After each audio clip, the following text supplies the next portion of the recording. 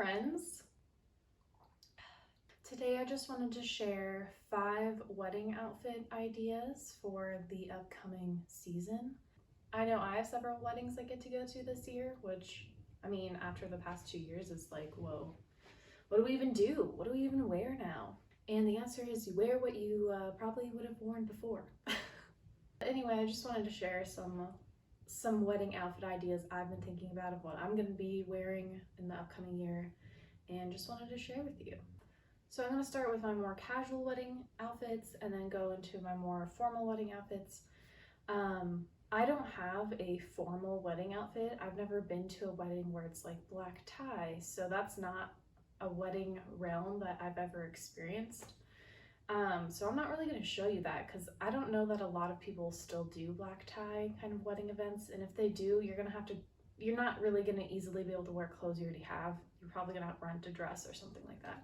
So I'm not going to be showing you that today, but I'm going to show you a ton of casual, semi-casual, semi-formal, that kind of outfit that I think will work well for most weddings you're going to be invited to. So the first option I have is this pink suit. So this one would be great for a summer wedding. You can kind of wear it for multiple different occasions, like it could be a casual garden wedding, or if you wanted to dress it up with like a fancy shoe, it could be something more formal. But the way I'm going to be styling it today is kind of like a garden wedding, something to that effect, where it's not super formal, but it's also not like you can wear jeans. So I have this pink suit. It's a linen blend, so it's going to be great for summer, going to be really breathable. And then for the top, I chose this pink puffed blouse. And the reason I chose this is because the pants are not high-waisted for me, and they don't fit the best. So I found that it looks best with a top that goes long instead of tucking in a top, which is what I do with most of my shirts. And this one, since it puffs out as like a peplum at the bottom, I think that really looks well with a lower rise pant. I also wanted to go with this top because once you take off the jacket, I didn't want you to just be like in a tank top or something like that. I wanted it to be able to work as an outfit on its own without the blazer. So while these like pinks don't exactly match, this is a lot more muted and this is a lot more cool. I thought they still worked well together because of the light tones and various different colors in here. Also because I wanted to pair with a shoe that was more muted, and so I feel like this kind of all blends together in a nice way where nothing kind of stands out as like odd. Like the top and the shoes kind of go better together, and then since it's a suit, you already have 2 pieces in the other color, so it kind of already works. And I chose these shoes because they're just the most comfortable sandal I've ever had. They're Birkenstocks, but they're wedges, so you can wear them in like more formal occasions, I would say, rather than, you know, just the slides that Birkenstock normally has. And then this shoe has gold buckles, so I usually pair with gold accessories. You don't have to do that, but it makes an outfit a little bit easier if you just go based on what the shoe coloring is for your other accessories.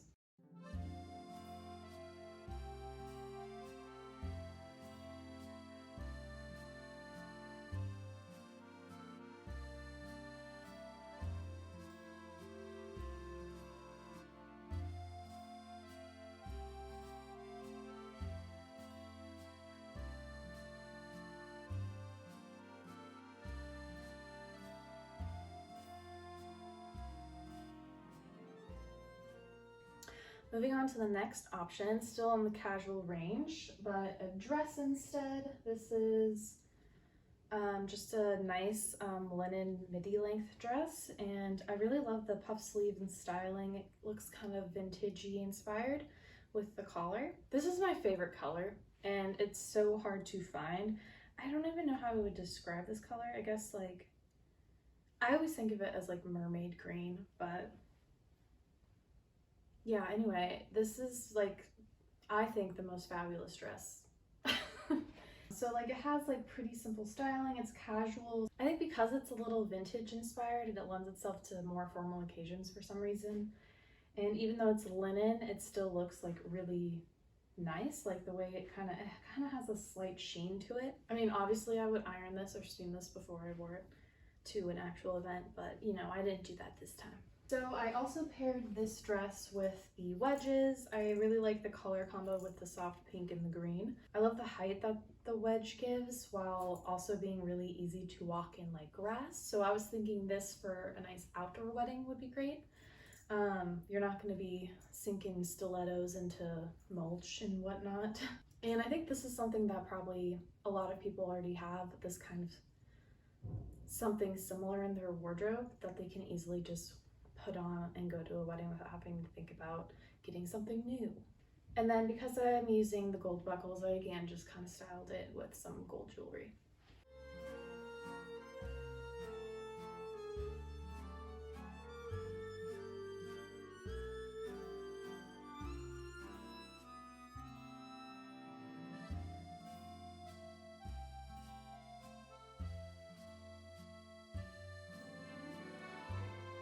My third outfit is something that I think starts to go a little more formal while not being formal at all.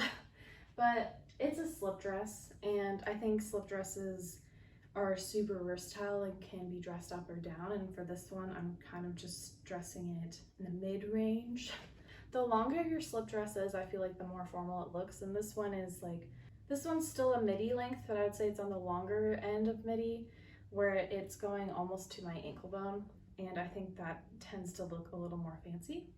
I mean, I've already talked about this dress a lot. I just got it this spring, and the material is so luxurious. It's a Cupro and viscose, and it feels like buttery silk. I think the best thing about this dress is that you don't really have to iron it or steam it. All you have to do is kind of hang it up overnight and all the wrinkles come out, which is really nice if you have to travel to a wedding, like take a flight and pack a bag and that kind of thing. So I would really recommend a slip dress like this one that has that like Cupro viscose blend of material, because it's not going to show wrinkles as much. And then because this one is thin strapped, I think it needs kind of like something else to go over it. So I have just a gray blazer as an option for if it's a little chilly in the evening after the wedding, or if it's a colder day in spring. I think a blazer, especially one that's in the kind of mid-tone to light tone, is going to be a good idea, especially with a lighter colored dress. I don't recommend wearing like a black blazer or a white blazer for a kind of topper for a dress that's light colored. If this dress was like more jewel tone, I think a black blazer would be okay, but just I would stay away from white. I think that's something everyone knows. You don't wear white to a wedding, but I think that's typically like a white dress you shouldn't wear. But even with a large piece like a blazer, it's going to encompass like your whole top half.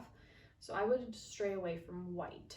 Instead, go with something like gray, or you can go beige.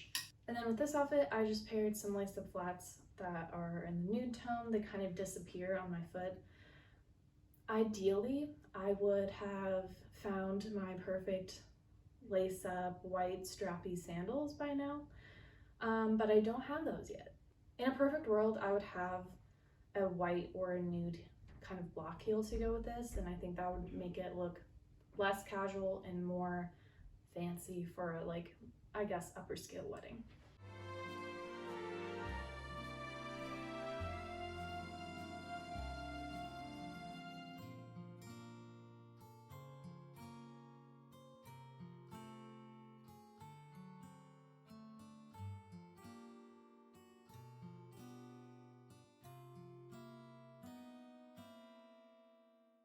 Tea break. Next is a little, I think this is going to be controversial, but not maybe for the reasons that you might think. The next one is this kind of maxi, floral, ruffly dress. And when you're looking at it, it's like, oh yeah, that's a lovely, you know, summer dress. How nice. But as you'll see later when I try this on for you, it's quite a revealing cut on top. I would say in general, weddings, you're not supposed to be super revealing. You don't want to do anything that would steal the limelight from the bride. But I reason that I'm styling this in a more formal way. Like I would wear this to like a midsummer ball kind of style wedding where it's a little more upscale, but it's still summer, it's gonna be hot, and I can justify a more revealing top for that kind of wedding. I would also say since it has like the floral pattern and all the ruffles, it does look more kind of casual, princessy, sweet, that it kind of counteracts the revealing part of it. I really like the fabric of this, not necessarily like the color and pattern. These colors don't necessarily look great on me. If I were to wear this to a wedding, I'd probably do like a fake tan so that it looks a little bit less jarring on my pale pasty skin. But I like the fabric because this one also has like a bit of a sheen, so even though it is kind of like a summer floral, it still looks a little bit more upscale. And again, with this dress, I would love to pair it with like a white or a nude heel. That's something I don't have yet. As you know, I'm on a journey, I'm on a hunt to find that. So for today, I'm just gonna style it with these wedges again. The colors are really complementary, so it actually looks really nice. It's just not as fancy as I would have liked for this dress. Again, the gold buckles are gonna inform my gold jewelry for this one. Also, the coloring of the dress I think looks a lot better with gold rather than silver, so that's also why I'm gonna go that route. Because this is really revealing here, I'm gonna show you how I kind of try to negate the revealingness with my accessories in the try-on.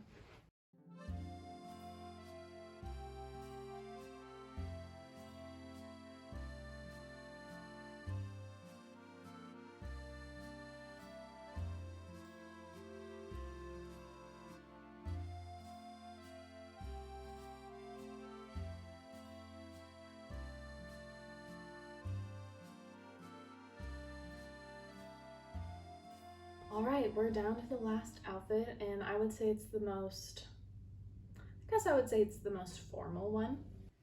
This one is a black suit, which I've read you're not really supposed to wear black to a wedding, but I think that's kind of like wrong. I think you should be able to wear black. I think the thing to think about when you're wearing black is what colors you're pairing with it. For this one, I'm pairing this jewel tone green, you know, like an emerald. And I think the green color that I'm gonna be pairing with the black is gonna make it less funeral looking and more fashion. So I have these like wool kind of trousers with a slightly oversized blazer. I really like the cut of this blazer because even though it looks a little oversized, it still really snatches the waist and also fits really well on the shoulders. I feel like that's kind of hard to find for an oversized blazer look. And because I'm wearing green, I'm gonna be pairing these green flats. Again, this is like my favorite color. I love green. I know it's slightly different than this, but it's in the same family of like the mermaid greens.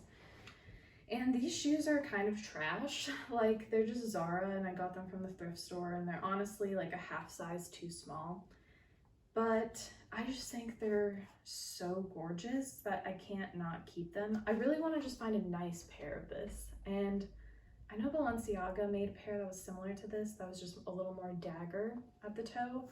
And obviously I don't have a Balenciaga budget, but knowing that something else like this exists is like reassuring. So this outfit is also a little scandalous in the top area, and I know it won't work for everyone, but it's kind of like a fun idea I've been exploring, using scarves as tops. I personally don't have like a lot of like, I would say cute tops. Like I have a ton of button-ups and a ton of shirts that work really well for work, but I don't have a lot for like going out or like looking hot. Like most of my clothes look nice and professional and maybe sweet. They don't look hot, and for a wedding, I want to look hot. So you'll see how I make this work in the styling.